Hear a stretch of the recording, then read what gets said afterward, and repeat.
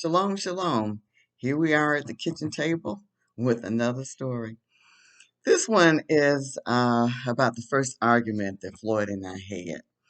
And Floyd was a real easygoing guy. He passed in 2022 after about 32, almost 33 years of marriage. But we had known each other since we were 5 years old. His uncle married my aunt, and our families, in the generation of my mom and his mom, they knew each other. They had gone to high school together and things like that. So I knew all of his family. He knew all of mine.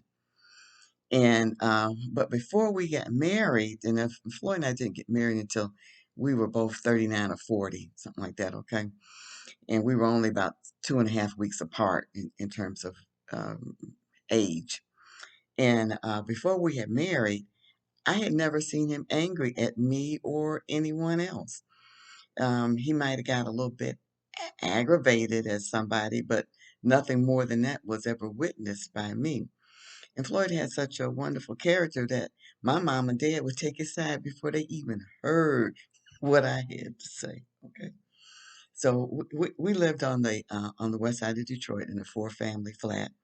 My mother and father owned the building, and Floyd and I lived across the hall on the upstairs, and my mom and two other tenants lived downstairs.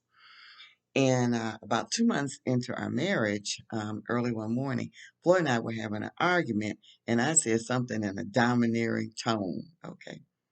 Floyd stopped in his tracks and looked at me square in the eyes and said, "You don't talk to me like that. I'm your husband." His tone and his seriousness, it shocked me.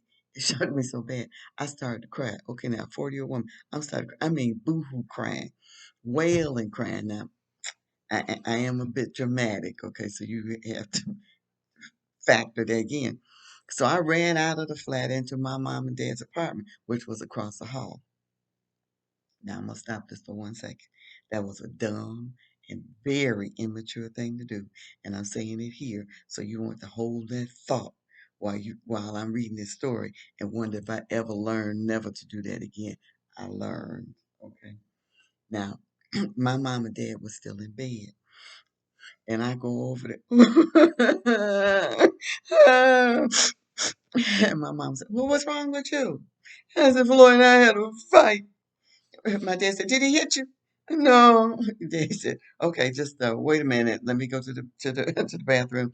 And I'll be back." Okay, so I have to wait for him till he get back, and I'm booing hooing and slipping. So Daddy said, "What happened?" "We had a fight." He said, "He didn't hit you. That ain't no fight." And then he's talking my mother's name was Zillia. So you remember the time the Howard's wife Rosie and her sister Ellie chased him down the street with a 2x4? Now that was a fight. You just don't understand. You just don't understand. What, did he cuss at you? No, no. Dad turned around. Now I'll tell you about the fight. Remember when Ronald had to run down to the police station because Corey had a gun and was in the car looking for him and was going to shoot him? Now that was a fight. But Dad, he raised his voice to me. Hey, boy, oh boy, Ronald had to really talk himself out of that one. Now that was some fight. Now my daddy's memory lane of fights continued, okay? My parents paid no attention to my foolishness. I shuffled out of there. When I got back into our flat, Floyd was far more comforting than my mom and dad. But after that life lesson, I learned to resolve my issues between my husband and I in our home and not to go running to my parents again. Instead of trying to justify my behavior, we need, or just talking marriage in general now.